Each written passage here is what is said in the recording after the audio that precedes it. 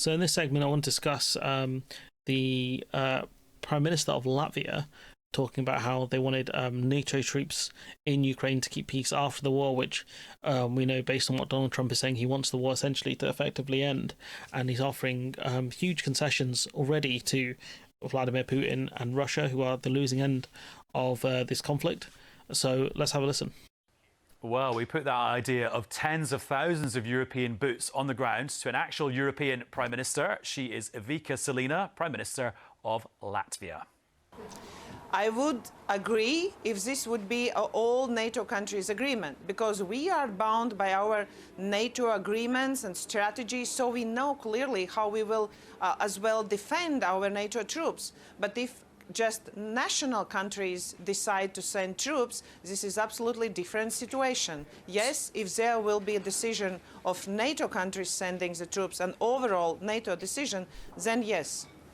I think why she's saying that is because if it's NATO troops there, it changes the kind of equation, because they would see it as an attack of one, as an attack on all, so they could trigger, I think it's Article 5, and go for a full defence there. Whereas if it's just some troops there, I don't think they're confident the Americans, or maybe even the Germans, would actually back it, because Germany is very trigger shy, and the Americans, God knows what's Trump's going to do with NATO, for example, because he wants them to he wants NATO members to pay more in defense spending, but also he's offering huge concessions to Putin. So I imagine he would not want NATO troops there, because again, it's an attack on one is an attack on all.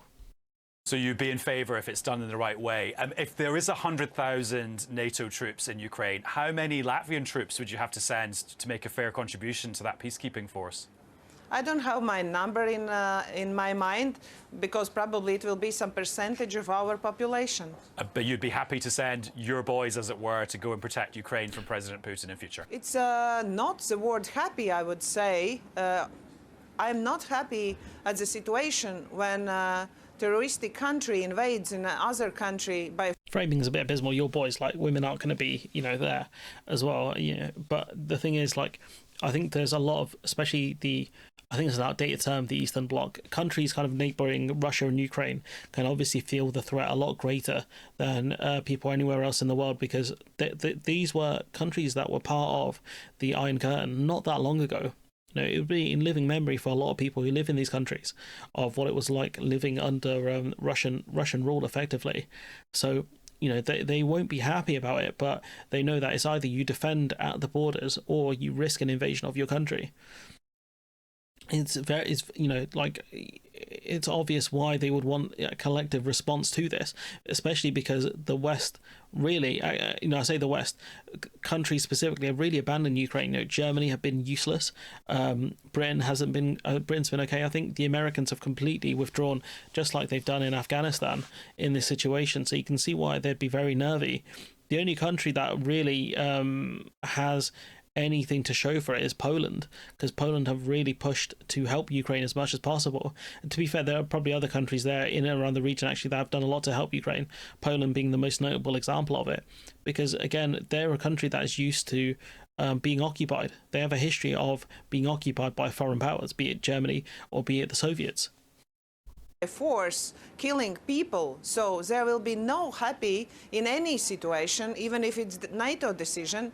I only see as a possible security reason and deterrence of our European countries, Latvia as such, if there will be a NATO decision to protect Ukraine and peace in Ukraine, to protecting Latvia and Europe as well. So definitely I will not be happy, but if it will be a decision by NATO countries and it will be for our all security, then that could be a decision which could be justified.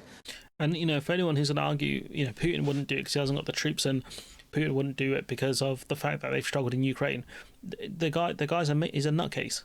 Like, we have no idea what he's planning, especially because he's going to be emboldened by this. He took Crimea. There was no response, no real response. He's going to take potentially areas of Ukraine. We don't know which ones. Probably be the Donbass, Kherson, those kind of regions, bordering Russia, for example. And he's going to take those for free, really. And it's very much, he might use the Hitler strategy of, well, if I don't take, once I have these lands, I'll be happy. He's going to look at areas that have, Russian-speaking populations and look to take those areas, just like Hitler did with the Sudetenland.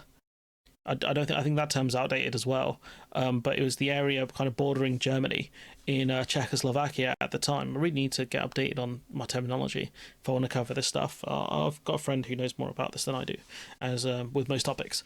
Very smart friends, very dumb guy. But ultimately, point being is that there's a lot more urgency now with countries neighbouring Russia in terms of actually wanting to deal with this stuff and understanding how important this is. They've had that urgency, I think, since the start of the conflict. They've been kind of hampered by Germany specifically. But I think now they're going to really push for this, to push for a collective response. And we're going to see, I think, the formation of an EU army, because NATO, especially under Trump, cannot really be trusted. The Americans really backing the conflict is very unlikely. So we'll see how this one goes anyways. But let me know what you think in the comments below. Like, comment, share, subscribe. Support the channel on Patreon if you can. And hopefully I'll see you in the next one.